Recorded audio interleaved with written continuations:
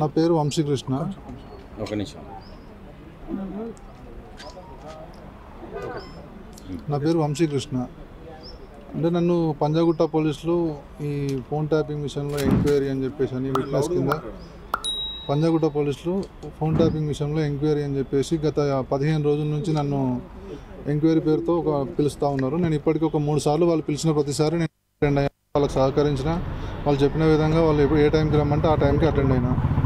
But కాకపోతే ఏంటంటే మొన్న 15th రోజు నన్ను పిలిచి ఇట్లా లాయర్ ద్వారా నోటీస్ ఇచ్చి నువ్వు ఆ ఎంక్వైరీకి విట్నెస్ కోసం అని అటెండ్ కావాలని చెప్పేసి అన్నారు. వెళ్ళాను, అటెండ్ అయ్యాను. ఇంకా అటెండ్ అయిన రోజు పోలీసులు డే 1 నుంచి కూడా చెప్పేది ఒకటే ఏంటంటే మచ్చవేణు గోపాల్ రెడ్డి అనే అతను నీకు ఎందుకు కాల్ చేశాడు, ఆయనకు అగెనెస్ట్గా స్టేట్మెంట్ ఇవ్వాలి, హరీష్ రావు సార్కి అగెనెస్ట్గా స్టేట్మెంట్ ఇవ్వాలి. దేని గురించి సార్ అంటే నువ్వు ఫోన్ ట్యాపింగ్ విషయంలో చక్రధర్ గౌడ్ విషయంలో దాన్ని ఆయనకు అగెనెస్ట్గా చెప్పాలని చెప్పేసి అని అంటారు. అంటే నేను జరగని విషయాన్ని నేను ఎట్లా చెప్తా అని ముందు నుంచి చెప్పింది ఒకటే. సో నాకు ఇప్పుడు పోలీసుల గురించి నేను అగెనెస్ట్గా చెప్పట్లేదు. సో ఇంత పర్సనల్గా తీసుకొని నాలాంటి మధ్యతరగతి కుటుంబం నుంచి వచ్చి ఒక జాబ్ చేసుకొని బతికే నాలంటోని ఇంత ఇబ్బంది పెడితే ఏమొస్తుంది సార్? నాకు చెప్పి మరీ చేశారు డీసీపీ సారు, మన సార్ డీసీపీ గారు ఫస్ట్ ముందు నుంచి కూడా నువ్వు ఇప్పటివరకు గవర్నమెంట్ డిపార్ట్మెంట్లో పనిచేస్తున్నావు కాబట్టి నీకు సపోర్ట్ నీకు నార్మల్గా ఎంక్వైరీ చేస్తున్నాం. నువ్వు కానీ వాళ్ళకి అగెనెస్ట్గా స్టేట్మెంట్ ఇవ్వకపోతే ఈరోజు నీ నైట్ వరకు ఓవర్ నైట్ నీ లైఫ్ మొత్తం లేకుండా చేస్తాం, నీ జాబ్ లేకుండా చేస్తాం, నీ ఉద్యోగంలో కూడా నిన్ను మొత్తం ఒక చీటర్ని లాగా క్రియేట్ చేస్తామని చెప్పేశారు. అట్లా చెప్పినట్టే నేను మార్నింగ్ లేచి నాకు అంత యాక్సెస్ లేకుండా నన్ను ఇంకా మార్నింగ్ నన్ను జైల్లో పెట్టారు. నేను కూడా లైట్ తీసుకొని పట్టించుకోలేదు. బట్ ఏదో రకంగా నేను న్యూస్ ఛానల్లో న్యూస్ పేపర్ చూసినప్పుడు నాకు ఎంత లిటరల్గా అంటే నేను ఒక పోవాల్సిన పరిస్థితి, నా లైఫ్ పోవాల్సిన పరిస్థితి. ఇంత దారుణంగా నన్ను క్రియేట్ చేస్తే ఏమొస్తుంది? డీసీపీ విజయ్ కుమార్ సార్ దగ్గర నుంచి నాకు ఏసీపీ మోహన్ కుమార్ సార్ దగ్గర నుంచి నాకు కొంచెం ప్రాణహాని ఉంది సార్. నాకు పోలీసులు అంటే నాకు అగెనెస్ట్ కాదు, నాకు పోలీసులు అంటే చాలా గౌరవం ఉంది. నేను ఎప్పుడు కూడా ఇంతవరకు మా ఫ్యామిలీలో ఎవరం కానీ ఒక మధ్యతరగతి ఫ్యామిలీ పోలీస్ స్టేషన్కి ఎక్కిన దాఖలాలు కూడా లేవు మా ఫ్యామిలీలో. సో ఫస్ట్ టైం నన్ను ఒక క్రిమినల్లా ట్రీట్ చేసి, నన్ను ఒక టెర్రరిస్ట్లా ట్రీట్ చేసి వెనకాల నుంచి తీసుకుపోవడం, ఎవరికి కనిపించకుండా చేయడం, పంజాగుట్ట పోలీసులు ఇంత దారుణంగా ట్రీట్ చేస్తారు అనుకోలేదు. ఒక గవర్నమెంట్ డిపార్ట్మెంట్లో పనిచేసే వాళ్ళకే ఇట్లా ఉంటే రేపు పొద్దున సామాన్య ప్రజలకు ఎట్లుంటుంది? ఫోన్ ట్యాపింగ్ విషయంలో మీకు ఎలాంటి సంబంధం లేదు? అసలు ఫోన్ ట్యాపింగ్కి నాకు ఎలాంటి సంబంధం లేదు సార్. నేను ఒక ఆరోగ్యశ్రీలో చిన్న ఉద్యోగిని. నాకు ఫోన్ ట్యాపింగ్తో ఎట్లాంటి సంబంధం ఎట్లా ఉంటుంది చెప్పండి ఒకసారి? ఆరోగ్యశ్రీలో వర్క్ చేసే అబ్బాయికి ఆ ఫోన్ ట్యాపింగ్ విషయంలో అంత యాక్సెస్ ఉంటుందా? చక్రధర్ గౌడ్కి మీకు ఎట్లా సంబంధం? చక్రధర్ గౌడ్ దగ్గర నేను ఒక 2022లో అట్లా ఒక 4-5 నెలలు ఆయనకు ఒక స్పెషల్ ప్రాజెక్ట్ ఒకటి ఉంటే మెడిసిన్ డిస్ట్రిబ్యూషన్ అని, ఆయనకు అప్పుడు పొలిటికల్ ఎంట్రీ. సో అప్పుడు ఆయన నాకు ఒక 4 నెలలు పటాన్చేరు కాన్స్టిట్యున్సీలో వర్క్ చేయమంటే ఆ మెడిసిన్ డిస్ట్రిబ్యూషన్ వరకే సార్. ఆ తర్వాత ఆయన కొంచెం ఫ్రాడ్ బిజినెస్ ఏదో చేస్తున్నట్టని నాకు మా దృష్టికి వచ్చి రావడం వల్ల నేను ఇమీడియట్గా అక్కడి నుంచి వచ్చేసాను సార్, అక్కడ వదిలేసాను. సో హరీష్ రావు గారికి మీకు ఏ విధంగా పరిచయం? హరీష్ రావు సార్ నాకు 2006 నుంచే పరిచయం సార్. నేను నా కాలేజ్ డేస్లో గురుకృప కాలేజ్ డేస్ నుంచే నాకు సార్ పరిచయం. నాకు సార్ అంటే అభిమానం. సో అది నేను ఆరోగ్యశ్రీ డిస్ట్రిక్ట్ మేనేజర్గా జాబ్ చేస్తున్నప్పుడు డెప్యుటేషన్ ప్రకారం నేను సార్ దగ్గర పైసలో ఒక 4 నెలలు పనిచేశాను. సార్ దగ్గర పనిచేసినంత మాత్రం సార్తో మాకు ఎలాంటి యాక్సెస్ ఉండదు. ఓన్లీ ఆరోగ్యశ్రీ కేసులు చూసుకోవడం వరకే మా పని, అంతవరకే మాకు యాక్సెస్ ఉంటుంది. ఆ తర్వాత నాకు మళ్ళీ గవర్నమెంట్ 2023లో గవర్నమెంట్ పోయినాక మళ్ళీ నా డిస్ట్రిక్ట్ మేనేజర్ నల్గొండకి నేను వెళ్ళిపోయాను. థర్డ్ డిగ్రీ చేయలేదు సార్. అరెస్ట్ చేసినాక థర్డ్ డిగ్రీ అంతా ప్లాన్ చేస్తే వాళ్ళంతా పకడ్బందీగా ఉన్నారు. నేను ఏదో కేసులో ఫస్ట్ అయితే అరెస్ట్ చేసి నెక్స్ట్ నేను ఎట్లా చెప్పాలో అట్లా చేపిస్తా అని చెప్పేసి అన్నారు. ఇంత పర్సనల్గా తీసుకోవాల్సిన అవసరం ఏముంది అని నా ఉద్దేశం. అంటే సార్ గురించి అడుగుతున్నారా, ఇంకేమన్నా అడుగుతున్నారా? వేరే ఏం లేదు సార్. అల్టిమేట్ వాళ్ళకి ఒకటే, వాళ్ళకి ఏంటంటే సార్కి అగెనెస్ట్గా మచ్చవేణు గోపాల్ రెడ్డికి అగెనెస్ట్గా నేను ఒక స్టేట్మెంట్ ఇవ్వాలి. వాళ్ళకి మరి ఎవిడెన్స్ ఉందా లేకపోతే ఫోన్ ట్యాపింగ్ విషయంలో ఏముందో నాకు తెలియదు.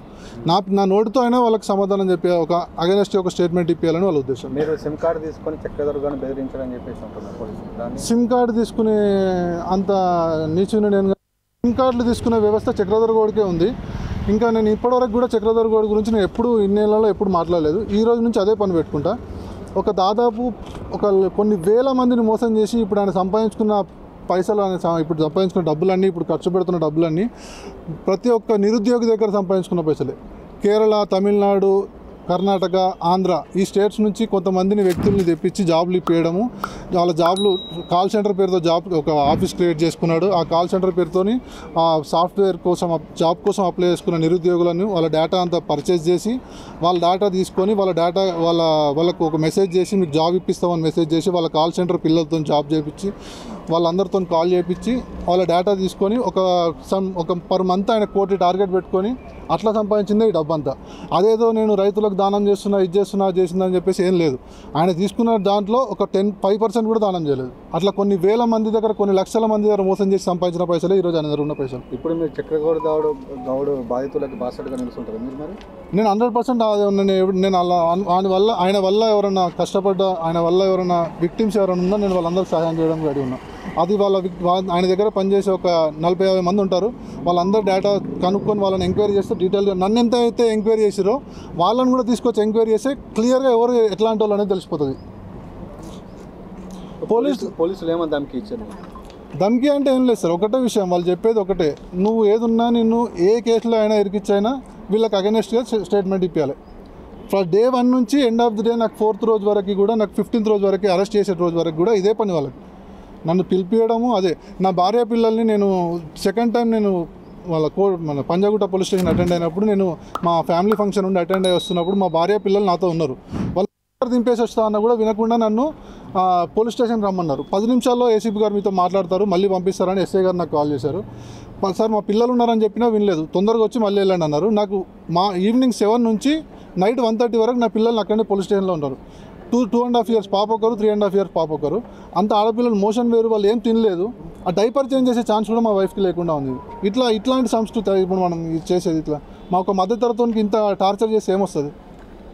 నేను ఇప్పటివరకు కూడా నేను గవర్నమెంట్కి అగెనెస్ట్గా మాట్లాడలేదు, మన పోలీసులకు అగెనెస్ట్గా మాట్లాడలేదు. ఇట్లా నాలాంటి వాళ్ళని ఇంత ఇబ్బంది పెడితే వాళ్ళకి ఏమొస్తుంది? ఇప్పుడు ఏసీపీ గారికి, డీసీపీ గారికి ఏమొస్తుంది ఇంత ఇబ్బంది పెడితే? అయితే కొన్ని ఛానల్ లోపల పని కట్టుకొని మీరు ఆరోగ్యశ్రీ ఉన్నప్పుడు కొన్ని కోట్ల రూపాయలు స్కామ్ చేశారని చెప్పి ప్రచారం చేస్తున్నారు. అది ఎంత నిజం? ఒక్క స్కామ్ చేసినట్టు ఒక్కటి ప్రూవ్ చేయండి సార్. ఒక ఆరోగ్యశ్రీలో పనిచేసే జిల్లా మేనేజర్కి అన్ని స్కామ్లు చేసే స్కోప్ ఉండదు, దానికి అంతా ఉండదు, ఆ వ్యవస్థ ఉండదు. మీరు ఒకసారి ఏదన్నా నన్ను ప్రూవ్ చేయండి, దేనికైనా నేను రెడీ. ఇప్పుడు ఫేక్ సిమ్ కార్డులు ఏదో తీసుకున్నాడు, అన్ని అంతర్రాష్ట్ర ముఠాగా అని చెప్పేసి అన్నారు. నాకు అగెనెస్ట్గా నేను ఒక్క తప్పు చేసినట్టు నాకు చూపిస్తే నేను ఏ శిక్షకైనా నేను రెడీ. ఒక మధ్యతరగతి కుటుంబం నుంచి వచ్చిన వ్యక్తిని సార్. నాకు ఇంతకుముందు వరకు పోలీస్ స్టేషన్ పోయిన దాఖలాలు కూడా నాకు లేవు. నేర చరిత్ర అనేది మాకు లేదు. కొంతమంది మీరు హరీష్ రావుకి కొన్ని విషయాల్లో మీరు బినామీగా ఉన్నారని కూడా అంటున్నారు. దానికి తీసుకోండి సార్, మరి ఎంత ఉంటే అంత తీసుకోండి. మన వెనకాల అంత మీరు ఏమైనా కేసు పెట్టే ప్రయత్నం చేస్తాను సార్. నేను డీజీపీ సార్కి కన్ఫామ్గా నాకు వీళ్ళిద్దరితో ఎవరు డీసీపీ సార్తో, ఏసీపీ సార్తో, చక్రధర్ గౌడ్తో నాకు ప్రాణహాని ఉంటుంది సార్. కన్ఫామ్గా నన్ను హెరాస్ చేస్తారు. కన్ఫామ్గా నేను డీజీపీ సార్ దగ్గరికి వెళ్తాను, హ్యూమన్ రైట్స్కి వెళ్తాను. నేను ముందే చెప్పాను, నన్ను ఎప్పుడు సార్ మా అమ్మని మా నాన్నని తిట్టారు సార్. మా ఫాదర్ చనిపోయారు. నేను ఇప్పటివరకు కూడా నేను ఎప్పుడు కంప్లైంట్ చేయాలనుకోలేదు. మా ఫాదర్ చనిపోయిన వ్యక్తి గురించి సార్ కొంచెం ఇష్టం వచ్చినట్టు మాట్లాడారు. మా అమ్మను ఇక నేను చెప్పలేని వాడిలో మా అమ్మ అని చెప్పి తిట్టారు. అట్లా తిట్టినప్పుడే నేను ఫిక్స్ అయ్యాను సార్. లేకపోతే నేను అఫిడవిట్ నేను కోర్టు నుంచి, జైలు నుంచి ఇవ్వాలనుకోలేదు. వాళ్ళు అట్లా అన్నారు కాబట్టి నేను ఇవ్వాల్సి వచ్చింది. అంత ర్యాష్గా నన్ను ట్రీట్ చేయాల్సిన అవసరం లేదు. నన్ను ఏదైనా ఎంక్వైరీ గురించి అంటే నేను వాళ్ళకి సపోర్ట్ చేసిన, వాళ్ళు అడిగిన ప్రతి క్వశ్చన్కి నేను ఆన్సర్ చేసిన. వాళ్ళకి అగెనెస్ట్ స్టేట్మెంట్ ఇవ్వాలంటే నాకేం అవసరం, నేను ఎందుకు ఇస్తాను? జరగని విషయం ఎట్లా ఇస్తాం? నేను కావాలంటే నా ఫోన్ ఇచ్చాను, నా కాల్ డేటా చెక్ చేసుకోమని చెప్పాను. నన్ను లై డిటెక్టర్ అనే ఆప్షన్ ఉంటుంది, అట్లా కూడా యూజ్ చేసుకోండి అని చెప్పాను. ఇంకా అంతకంటే ఏం చేస్తాం సార్? అంటే ఫ్యామిలీ మెంబర్స్ని కూడా తర్వాత సార్ ఫ్యామిలీ మెంబర్స్ తిప్పారు సార్. మా అమ్మని మా నాన్నని అయితే తిట్టారు సార్. నేను ఆ విషయంలో అట్టాను. మా ఫాదర్ చనిపోయారు కాబట్టి ఆయన గురించి ఎందుకు మాట్లాడుతున్నారు అని చెప్పేసి నేను గట్టిగా మాట్లాడితే నన్ను ఈరోజు నైట్ వరకు నీ లైఫ్ ఎట్లుంటుందో చూపిస్తాలే అని చెప్పేసి చెప్పి మరీ చేశారు సార్. కొట్టడం అయినా చేశారా? లేదు సార్, కొట్టడం ఏం లేదు సార్. కొట్టడం ఏం లేదు. నన్ను మెంటల్గా చాలా హెరాస్ చేశారు సార్. నేను పోతాను సార్. ఇప్పుడు నా ఇజ్జత్, నా పరువు మొత్తం తీశారు. నన్ను డిపార్ట్మెంట్, నా జాబ్ పరంగా నన్ను స్టేట్ వైడ్ నా ఇజ్జత్, నా పరువు మొత్తం తీశారు. ఫర్దర్గా ఎట్లాంటి విషయానికైనా నాకు మాత్రం న్యాయం జరగాలి. నేను కన్ఫామ్గా నేను డీజీపీ సార్ని కలుస్తాను సార్. డీజీపీ సార్కి కంప్లైంట్ ఇస్తాను. గవర్నమెంట్లో ఉన్న నాకు నమ్మకం ఉంది మేడం. పోలీస్ వ్యవస్థ మీద నాకు నమ్మకం. మా ఇంటికి సార్ నేను ఒక టెర్రరిస్ట్నా సార్. మా ఇంటికి 14th రోజు అని చెప్పేసి అంతకుముందు నుంచి వాళ్ళు ప్రతిసారి ప్రతిసారి నేను వెళ్ళాను. మా ఇంటికి నోటీస్ చేశారంట సార్. అది ఎంతవరకు కరెక్ట్ సార్? ఒక టెర్రరిస్ట్ అని ఏమన్నా లేకపోతే దొంగగా నేను పారిపోయి ఏమైనా చేసిన నేరాలు ఉన్నాయి నాకు? Rented house sir. Rented house కింద సివిల్లో పోలీసులను పెట్టి నా పరువు తీస్తే ఏమొస్తుంది సార్? నేను ఏం చేసిన, ఎంత పెద్ద స్కామ్లు ఏం చేసిన? మరి నా బ్యాంక్ బ్యాలెన్స్ చెక్ చేసుకోండి, నా అన్ని స్టేట్మెంట్లు ఇచ్చిన, నా మొబైల్స్ ఇచ్చిన, అన్ని ఇచ్చిన, చెక్ చేసుకోమన్నాడు సార్. నాకు అగెనెస్ట్గా ఒక్క కంప్లైంట్ ఉన్నా నేను ఏ శిక్షకనే నేను రెడీ ఉన్నాను సార్. సిమ్ కార్డు తీసుకొని అది చేస్తారు అని చెప్పేసి రాశారు సార్. వాటి గురించి మాత్రం నేను చిన్న ఎక్స్ప్లెనేషన్. నేను సిమ్ కార్డు తీసుకునే వ్యవస్థ మాకు లేదు సార్. ఫేక్ సిమ్ కార్డులు అసలు ఆ సంతోష్ కుమార్తో పరశురామ్తో నాకు సంబంధమే లేదు. ఎప్పటికీ నాకు వాళ్ళ కాంటాక్ట్ నెంబర్ కూడా, సంతోష్ కుమార్ కాంటాక్ట్ నెంబర్ కూడా నా ఫోన్లో లేదు. నాకు ఆయనతో అసలు ఎట్లాంటి అటాచ్మెంట్ లేదు. వాళ్ళతో ఏదో వాళ్ళ కేసు అల్లి నన్ను ఇంత ఇబ్బంది పెట్టాల్సిన అవసరం వాళ్ళకి ఏముందో నాకు తెలియదు మరి. Thank you.